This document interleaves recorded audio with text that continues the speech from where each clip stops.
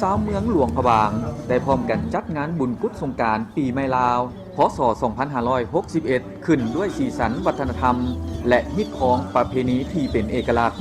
หนึ่งในเอกลักษณ์ของบุญปีใหม่อยู่เมืองมรดกโลกหลวงพะบางแม่นการลงตลาดนัดแบบมวลชนหรือโลลาดได้จัดขึ้นในวันที่ 14 เมษายน ปี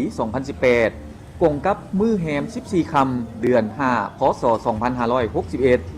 โดยเริ่มต้นแต่หอมหอพิพิธภัณฑ์ หาสามแยกแผนกโยธาธิการและขนส่งแขวง เข้าร่วมเปิดงานตลาดนัดในครั้งนี้ มีบรรดาการนำแขวงคณะจากศูนย์กลาง ท้องถิ่น พร้อมด้วยมวลชนทั้งภายในและต่างประเทศ การลงตลาดนัดแบบมวลชนนี้บรรดาพ่อค้าสาวขายทั้งภายในและต่างประเทศ พร้อมด้วยพ่อแม่ประชาชนภายในนครหลวงพะบาง ได้นำเอาสินค้าและผลิตภัณฑ์ สีไม้ลายมือของตนเองมาวางแสดงและขาย เป็นต้นเครื่องหัตถกรรม เครื่องนุ่งห่มเครื่องใส้ในครัวเรือน เครื่องกินดื่ม และผลิตภัณฑ์อื่นๆเป็นซื้อหนังซุกเนาะหนังกันซุกอยู่บ้านผ้าซุกมื้อนี้ได้มาค่ายตัวเพิงเนาะเพื่อมาค่ายให้สาวต่างประเทศแล้วก็สาวลาวเฮานี่เอาไปตบพระธาตุทราย เพื่อเป็นสิริมงคลให้แก่สาวลาวเฮาเนาะเคยมีมาแต่ดึกจำบันเนาะสบายดีน้องเองชื่อว่าหนังจุ้งแล้วก็อยู่บ้านปลาข้ามเมืองไรแข้งหลวงพะบางโอ้พาลูกมาซื้อนกแล้วก็ปล่อยเพราะว่ามื้อนี้เป็นมื้อสังฆานรองเนาะก็ให้สิ่งบ่ดีของปีเก่านี้ไปกันกับนกแล้วก็เอาโซกเอาใส่ปีใหม่เนาะเป็นความเชื่อแล้วก็เอิ้นว่าปฏิบัติกันมาแต่ยาวนานของสาวหลวงพะบาง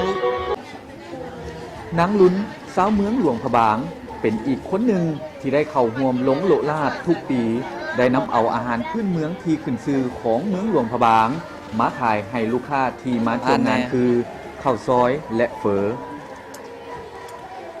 น้องซื้อหลุนในบ้านอภัยเดือน5แต่ละปีน้องจะได้มาค่ายเฝอกับพุนข้าวซอยถ้าผู้ได้มาเที่ยวร่องมาบาง